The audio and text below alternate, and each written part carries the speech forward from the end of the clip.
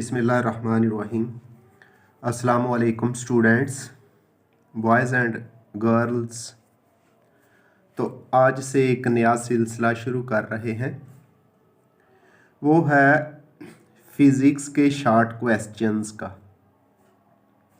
क्योंकि जो final paper होता है उसके अंदर जो पेपर के टोटल नंबर हैं वो है 60, और इन 60 नंबर्स में से 30 नंबर शॉर्ट क्वेश्चंस से मुतल्लिका है, यानी टोटल नंबरों का 50% शॉर्ट क्वेश्चंस होते हैं।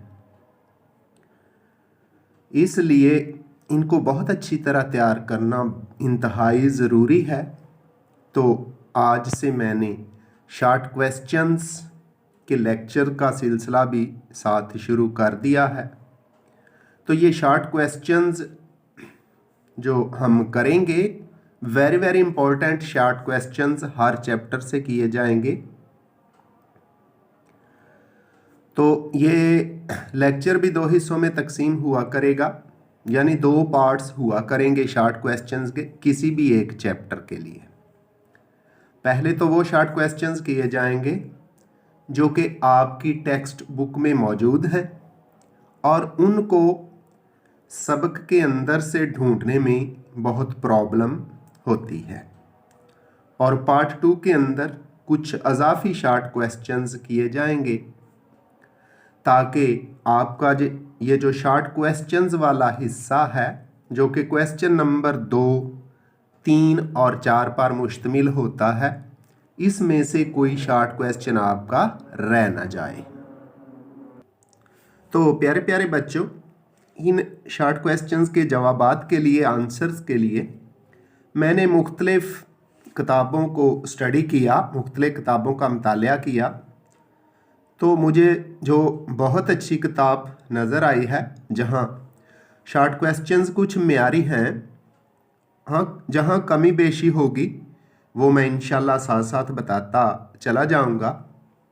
इस किताब का नाम है शराए फ़िज़िक्स, और ये किताबें बाज़ार में आ रही हैं कैप्टन सीरीज़ के नाम से। तो चूँकि आज फ़िज़िक्स का लेक्चर करने जा रहे हैं, शॉर्ट क्वेश्चंस करने जा रहे हैं, इसलिए कैप्टन सीरीज़ की जो शराए फ़िज़िक्स है क्लास 9th, इससे आंसर्स जवाबात लिए जाएंगे उन क्वेश्चंस के जो कि आप की टेक्स्ट बुक की मश्क में मौजूद होते हैं और उनको सबक के अंदर से ढूंढने में थोड़ी सी मुश्किल पेश आती है। इसके अलावा इस किताब यानी शराए फ़िज़िक्स की कुछ और ख़ुसूसियात भी हैं, आपको लिखी हुई नज़र आ रही होंगी कि इसके अंदर मुकम्मल हलशुदा मश्की सवालात मौजूद हैं। इसके अलावा अज़ाफ़ी मुख्तसर सवालात भी हैं, यानी एडिशनल शॉर्ट क्वेश्चंस। और इसके बाद तीसरी अहम ख़ुसूसियत मसालों और प्रॉब्लम्स का मुकम्मल हल इसके अंदर मौजूद है, यानी न्यूमेरिकल्स और जो मसालों में न्यूमेरिकल्स हैं उनका हल भी मौजूद है। इसके अलावा टॉपिक वाइज मारूजी सवालात, मुख्तसर सवालात और इंशाइया सवालात, पंजाब टेक्स्ट बुक बोर्ड के तमाम बोर्ड्स के जो साबका पेपर्स हैं उनका मुकम्मल तौर पे सबक से जायज़ा भी लिया गया है। इसके अलावा मुकम्मल सबक का जायज़ा भी मौजूद है। तो ये किताब बाज़ार में दस्तयाब भी है, तो वो आपकी मर्ज़ी है। अगर आपने कोई हेल्पिंग बुक लेनी है तो मैं तो फिर यही हेल्पिंग बुक यानी कैप्टन सीरीज़ की शरह फ़िज़िक्स आपके लिए तजवीज़ करूँगा, क्योंकि मैंने तो इसका मुतालिया कर लिया है, मैंने इसको पढ़ लिया है। इसके अंदर काफ़ी बेहतर हालत में, अच्छी हालत में जो है आपके फ़िज़िक्स के तमाम चैप्टर्स को हल कर दिया गया है। तो चलें जी, अब हम फिर चलेंगे अपने आज के लेक्चर की तरफ। Short questions unit number 3 exercise short questions आज किए जाएंगे। यूनिट नंबर 3 डायनामिक्स है तो चलते हैं फिर इन शॉर्ट क्वेश्चंस की तरफ। जी तो स्टूडेंट्स, मुख्तसर मश्की सवालात। पहला सवाल जो टेक्स्ट बुक में मौजूद है वो है मिंदरजा झैल की तारीफ करें।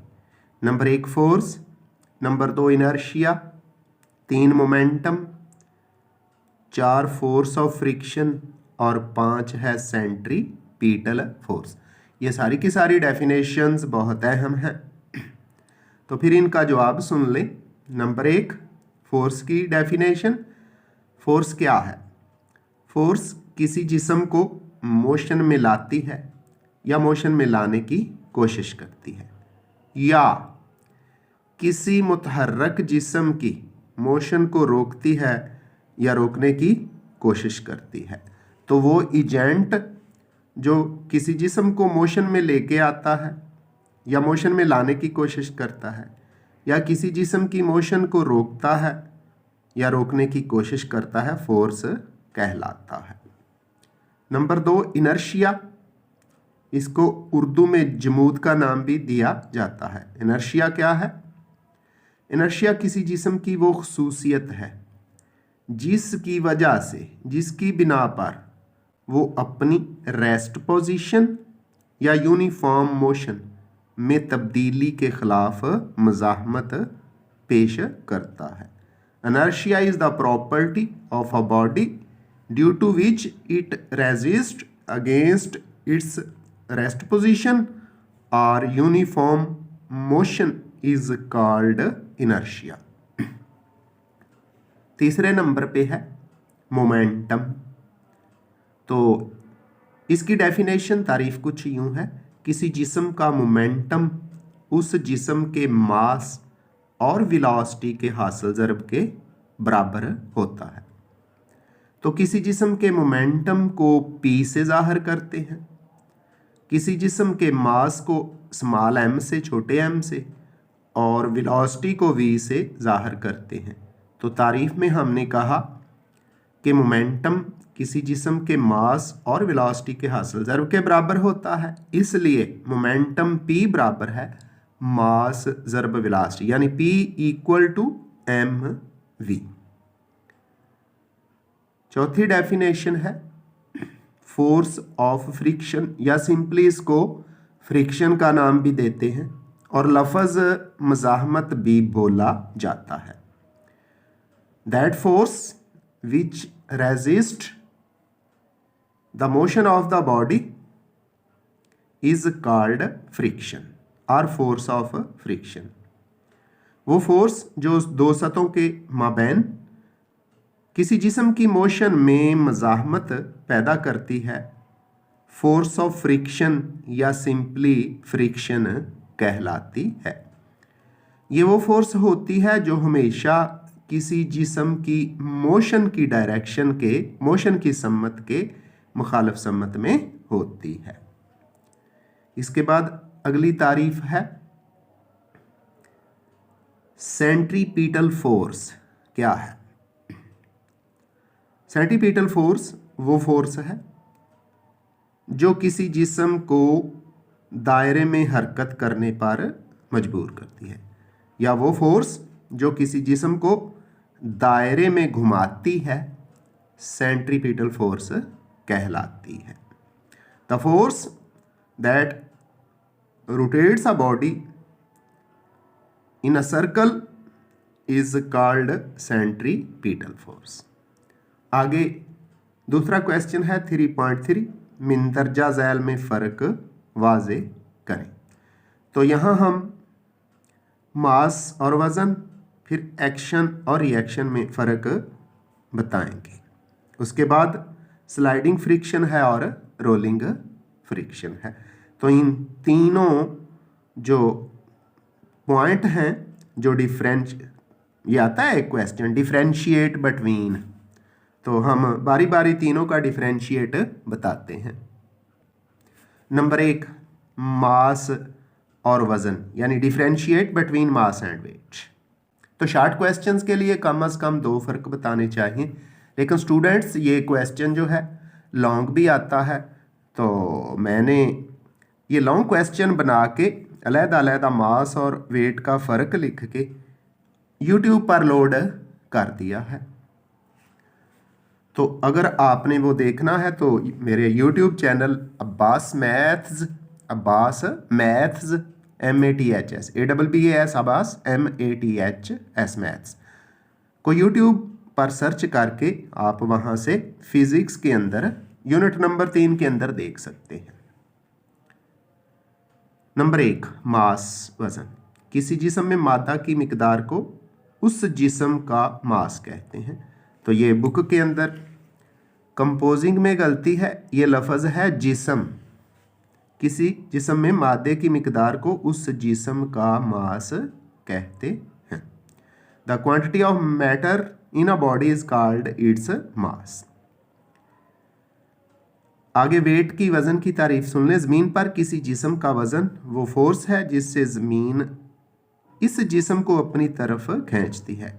Wait is the force with which earth attracts a body towards its centre. Number 2, ये एक स्केलर मिकदार है, यानी मास एक स्केलर मिकदार है, जबकि वेट वज़न एक वेक्टर मिकदार है। नंबर 3 उसने पॉइंट दे रखे हैं ताकि कम अज़ कम बच्चों को 2 तो याद रह जाएं। मास की मिकदार जिस्म को एक जगह से दूसरी जगह ले जाने से तब्दील नहीं होती, यानी किसी जिस्म का मास कांस्टेंट रहता है, जबकि जो वेट है चूँकि इसकी कीमत का इन्हसार ग्रेविटेशनल एक्सेलरेशन जी पर है, तो इसका मतलब है जगह बदलने से इसकी मिकदार में तब्दीली होती है, यानी वेट मुख्तलिफ जगहों पे एक जैसा नहीं रहता, ये तब्दील होता रहता है जी। दूसरा पॉइंट एक्शन और रिएक्शन। जब किसी जिस्म पर फोर्स लगाई जाती है तो ये उस फोर्स का एक्शन होता है। फ़र्ज़ करें कि एक जिस्म ए किसी दूसरे जिस्म बी पर फोर्स लगाता है, पास जिस्म ए की जो जिस्म पर फोर्स लगाई गई है वो एक्शन है। रिएक्शन ऐसी फोर्स जो जब किसी जिस्म पर एक्शन के नतीजे में पैदा होती है रिएक्शन कहलाती है। तो फ़र्ज़ करें कि एक जिस्म ए किसी दूसरे जिस्म बी पर फोर्स लगाता है, जिस्म ए की जिस्म बी पर जो फोर्स है वो एक्शन है, जबकि जिस्म बी जो जिस्म ए पर मुखालिफ समत में फोर्स लगाता है वो उसका रिएक्शन होता है। इसके बाद तीसरा पॉइंट है स्लाइडिंग फ्रिक्शन और रोलिंग फ्रिक्शन। एक दूसरे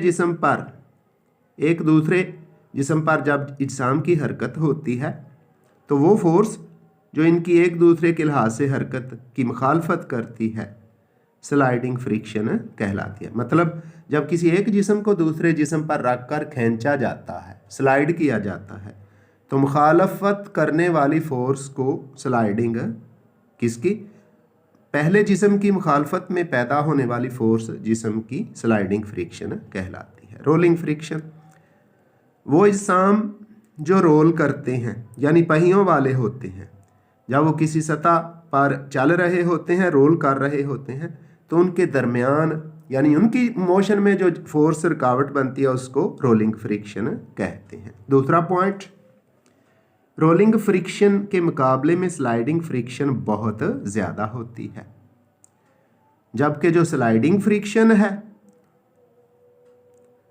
वो ज़्यादा होती है और रोलिंग फ्रिक्शन बहुत कम होती है।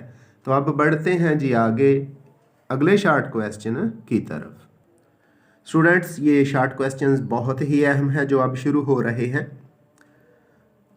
वजह यह है कि किताब से इनको ढूंढना, टेक्स्ट बुक से ढूंढना थोड़ा सा मुश्किल होता है। तो पहला है इनर्शिया का कानून क्या है, जमूद का कानून क्या है।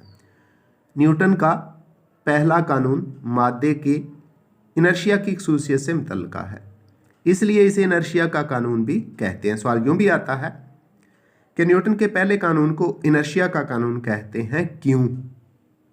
न्यूटन के पहले कानून के मुताबिक हर जिस्म अपनी रेस्ट की हालत या ख़त मुस्तकीम में यूनिफॉर्म मोशन को जारी रखता है बशर्ते कि उस पर कोई नेट फोर्स अमल ना कर रही हो।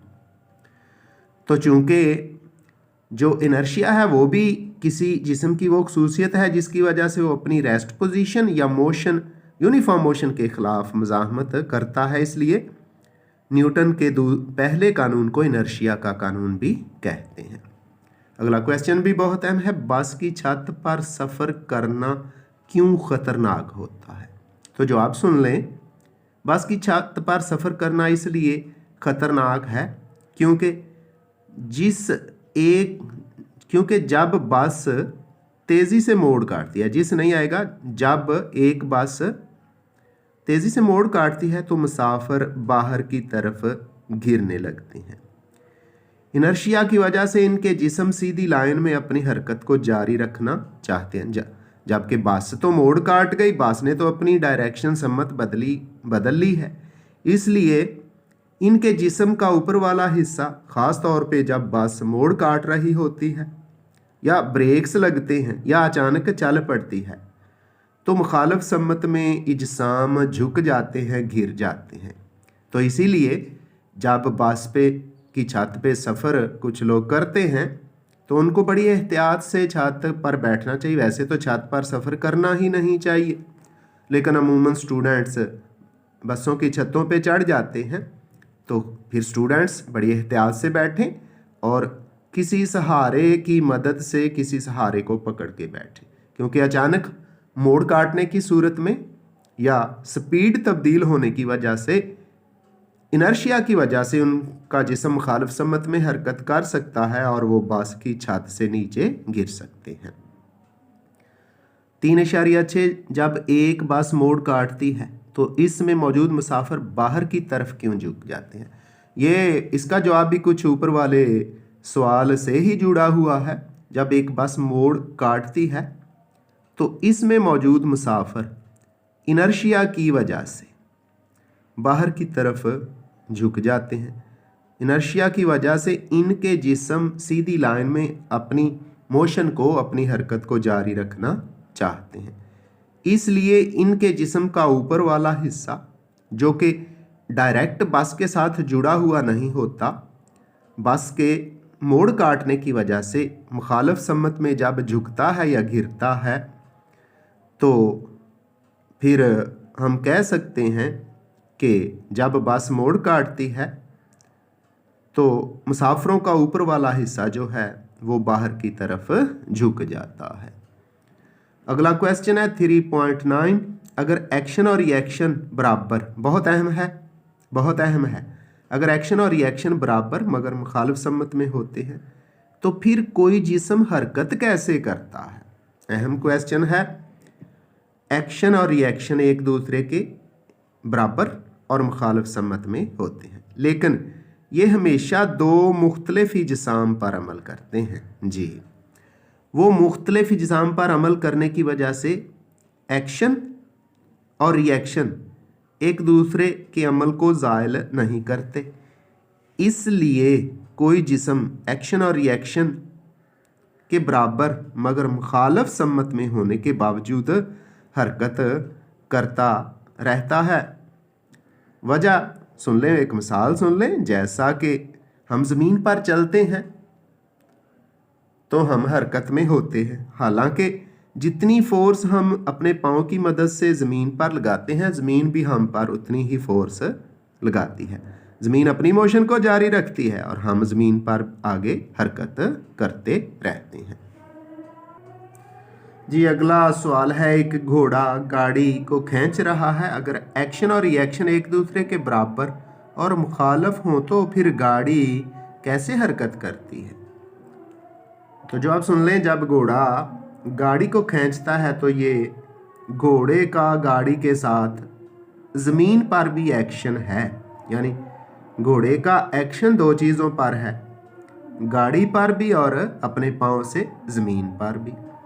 न्यूटन के तीसरे कानून के मुताबिक गाड़ी भी घोड़े पर उतनी ही बराबर मिकदार की फोर्स से रद्द-ए-अमल ज़ाहिर करती है, यानी रद्द-ए-अमल दो जगहों से आता है। चूँकि घोड़े के पाँव ज़मीन पर भी हैं, ज़मीन से भी रद्द-ए-अमल आ गया, और गाड़ी भी ज़मीन के साथ जुड़ी हुई है, वहाँ से भी रद्द-ए-अमल आ गया। अगर एक्शन और रिएक्शन ही एक ही जिस्म पर अमल करते तो ये एक दूसरे के असर को ज़ायल कर देते, लेकिन जब एक्शन दो जगहों पे है तो रिएक्शन भी दो जगहों से ही मिलेगा। लेकिन इस सूरत हाल में एक्शन और रिएक्शन दो मुख्तलिफ जिसाम पर अमल कर रहे हैं, इसलिए ये एक दूसरे के असर को ज़ायल नहीं करते और गाड़ी जो है घोड़े की हरकत के साथ आगे हरकत करती चली जाती है। यानी रिज़ल्ट ये कि जब घोड़ा अपने पाँव से ज़मीन पर एक्शन करता है और साथ जो गाड़ी उससे जुड़ी हुई है उस पर भी, वो भी ज़मीन से जुड़ी हुई है, उस पर भी एक्शन होता है। तो रिएक्शन के नतीजे में चूंकि घोड़े का एक्शन दो जगहों पर है, इसलिए रिएक्शन भी दो जगहों से मिलेगा और घोड़े के आगे बढ़ने के साथ साथ गाड़ी भी आगे हरकत कर जाएगी। जी, फिजिक्स यूनिट नंबर 3 का जो मशक के अंदर एक और क्वेश्चन है वो है, जब एक बंदूक चलाई जाती है तो ये पीछे को झटका खाती है क्यों? बंदूक चलाने से कबल बंदूक और गोली दोनों रेस्ट में होते हैं, इसलिए सिस्टम का कुल इब्तदाई मोमेंटम 0 होता है। इसकी वजाहत पीछे जो एक क्वेश्चन मैंने किया है कि रोज़मर्रा ज़िंदगी में मोमेंटम के कंजर्वेशन के कानून का इतलाक़ या इम्पोर्टेंस अहमियत क्या है, वहाँ भी मौजूद है। जैसे ही बंदूक से फायर किया जाता है गोली तेज़ी से बाहर निकलती है और इस तरह कुछ मोमेंटम हासिल कर लेती है। सिस्टम का मोमेंटम कांस्टेंट रखने के लिए, क्योंकि जितना गोली जिस मोमेंटम से आगे को जाती है तो फिर पक्की बात है उसी मोमेंटम से बंदूक को पीछे को झटका लगेगा। लेकिन बंदूक को पीछे को झटका बहुत दूर तक इसलिए नहीं लगता कि बंदूक का मास गोली के मास से ज़्यादा होता है। तो गोली ज़्यादा वेलोसिटी से आगे बढ़ जाती है, उसका मास कम होता है। बंदूक थोड़ी वेलोसिटी से पीछे को झटका खाती है क्योंकि उसका मास ज़्यादा होता है। अगला क्वेश्चन है, दो ऐसी सूरतें बयान करें जिनमें फ्रिक्शन की ज़रूरत होती है। तो दूसरे लफ्ज़ों में हम यह भी कह सकते हैं कि यह सवाल यूँ भी आ सकता है कि फ्रिक्शन के चंद एक फ़वाइद लिखें। नंबर 1, अगर कागज़ और पेंसिल के दरमियान फ्रिक्शन ना हो तो हम लिख नहीं सकते। तो फ़ायदा कुछ यूँ बयान करेंगे कि पेंसिल की मदद से या पेन की मदद से कागज़ पर लिखना ये फ्रिक्शन का एक फ़ायदा है। नंबर 2, ये भी वेरी इंपॉर्टेंट है, फ्रिक्शन हमें ज़मीन पर चलने के काबिल बनाती है। हम फिसलन वाली जगहों पे दौड़ नहीं सकते, तेज़ी से चल नहीं सकते, क्योंकि जहाँ फिसलन होती है वहाँ फ्रिक्शन बहुत कम होती है। इसलिए कोई भी शख्स जो फिसलन वाली ज़मीन पर दौड़ने की कोशिश करता है गिर जाता है, स्लिप हो जाता है, हादसा का शिकार हो जाता है। इसलिए इस तरह फिसलन वाली सड़क पर एक तेज़ रफ्तार गाड़ी को रोकने के लिए बहुत ज़ोर से ब्रेक लगाना ख़तरनाक होता है। तो ये भी फ्रिक्शन का फ़ायदा है। हमें चलते हुए जहाँ पानी घिर गया हो, जहाँ कीचड़ हो, जहाँ फिसलन वाली जगह हो, और गाड़ियों को चलते हुए फ्रिक्शन की बहुत ज़्यादा ज़रूरत होती है। तो एक और भी क्वेश्चन बहुत है फ्रिक्शन को कम करने के तरीके। ये लॉन्ग क्वेश्चन मैंने एक अलहदा टॉपिक, एक अलहदा क्वेश्चन की सूरत में यूट्यूब पर लोड कर दिया है, इसलिए इसको करने की ज़रूरत नहीं है। जी, एक और मश्की सवाल जो कि बहुत अहम है, रोलिंग फ्रिक्शन स्लाइडिंग फ्रिक्शन से क्यों कम होती है? Very important question. जब एक पहिया व्हील किसी हमवार सतह पर हरकत करता है तो पहिए का सिर्फ एक थोड़ा सा पॉइंट हमवार सतह के साथ टच होता है, मस करता है। चूंकि इस पॉइंट पर दो सतहों के दरमियान कोई रिलेटिव मोशन नहीं होती, इसलिए यहाँ पर स्लाइडिंग फ्रिक्शन तकरीबन 0 हो जाती है। बहरहाल अमली तौर पर दोनों सतहों के कंटेक्ट पॉइंट्स पर दबाव के तहत पहिया आरजी तौर पे थोड़ा सा नीचे पिचका होता है, थोड़ा सा पिचक जाता है, जिससे यहाँ पर थोड़ी सी, चूँकि पहिए के पिचकने की वजह से कंटेक्ट पॉइंट बढ़ जाता है, इसलिए थोड़ी सी फ्रिक्शन भी पैदा हो जाती है। यही रोलिंग फ्रिक्शन है। चूँकि कंटेक्ट पॉइंट कम है इसलिए रोलिंग फ्रिक्शन भी कम होती है। रोलिंग फ्रिक्शन स्लाइडिंग फ्रिक्शन के मुकाबले में इंतहाई कम होती है, क्योंकि इसमें दो सतहों के कंटैक्ट पॉइंट्स यानी पहिए का वो एरिया जो कि दूसरी सतह से जुड़ा होता है बहुत कम होता है। तो डियर स्टूडेंट्स, के बाद बढ़ते हैं एक और क्वेश्चन की तरफ। स्टूडेंट्स, आज के लेक्चर का ये आखिरी क्वेश्चन है। तो अगले लेक्चर के अंदर इसी यूनिट के जो अजाफी शॉर्ट क्वेश्चंस हैं वो किए जाएंगे, वो भी बड़े अहम हैं। अगर हर किस्म की फ्रिक्शन अचानक खत्म हो जाए तो क्या होगा? जवाब सुन लें।